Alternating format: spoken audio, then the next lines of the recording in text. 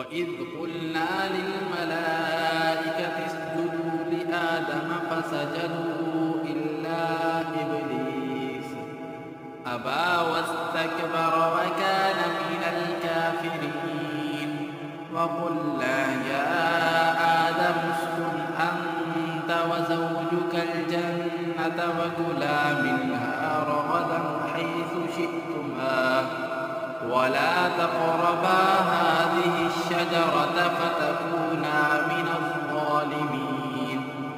فأزلهما الشيطان عنها فأخرجهما مما كانا فيه وقلنا اهبطوا بعضكم لبعض عدو ولكم في الأرض مستقر ومتاع إلى حين فتلقى آدم من ربه كلمات